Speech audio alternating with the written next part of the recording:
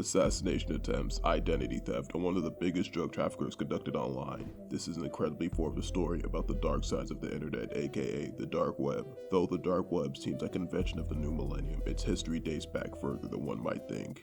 In 1960, ARPANET was born. ARPANET was created from the desire of wanting to share information over long distances without using phones. ARPA was a part of the US Defense Department wanting a computer-based communication system that could be blacked out simply by destroying its core.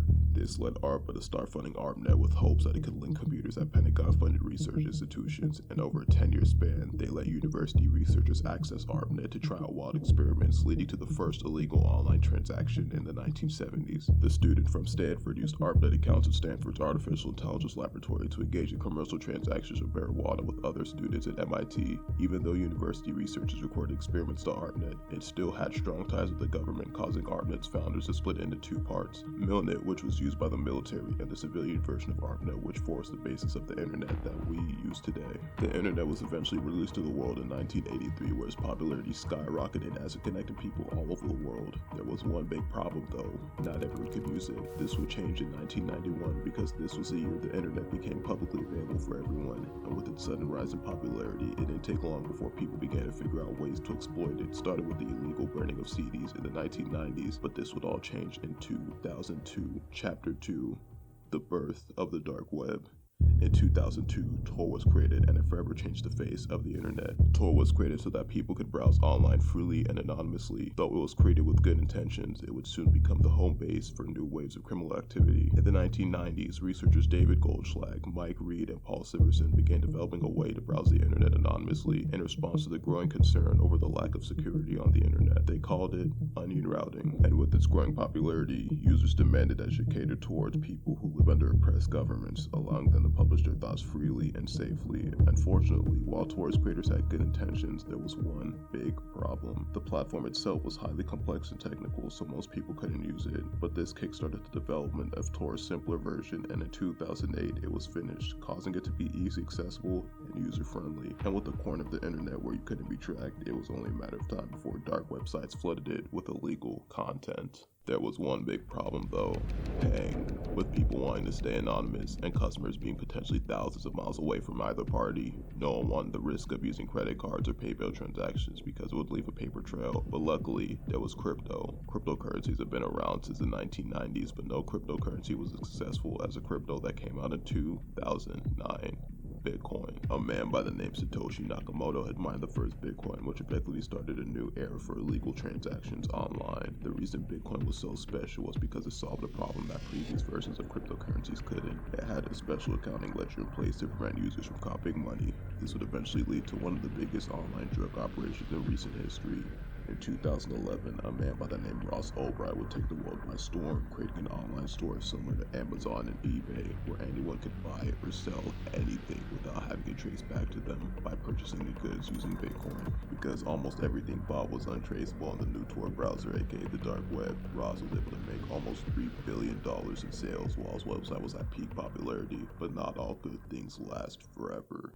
Because of some bad decisions and bugs found in Ross's code, the police were able to figure out that Ross was a mastermind behind everything, and even figured out a way to see when he logged in, when he logged off, and ultimately where he was working the day they busted him in his whole operation. But this doesn't come close to some of the horrors done or attempted on the black market. Chapter 3: Assassination is a practice that many people think occur in the black market, and here's a story about a man who ordered his first and last assassination.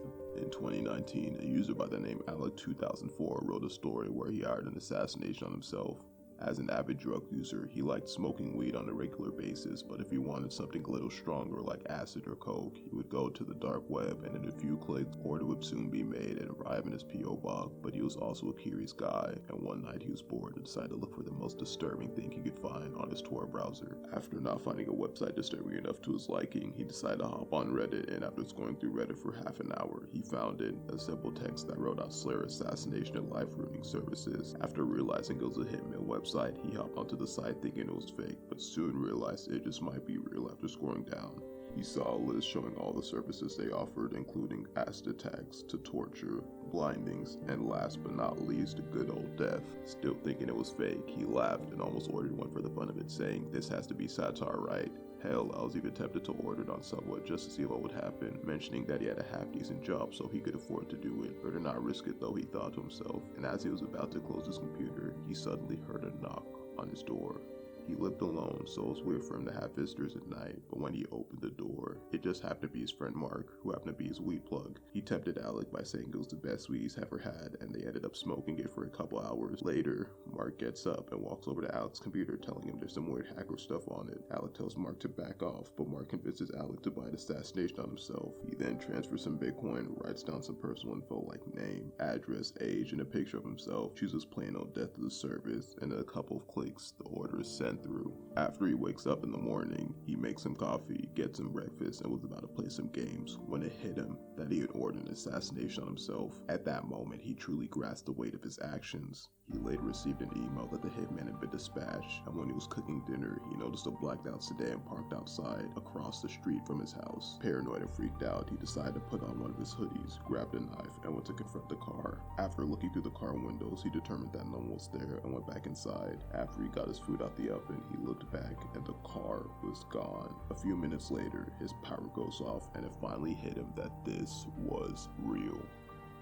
He ran to hide under his bed when he heard his back door open. Then a minute later, he saw his bedroom door open, slowly following a big black pair of boots, and he was never heard from again.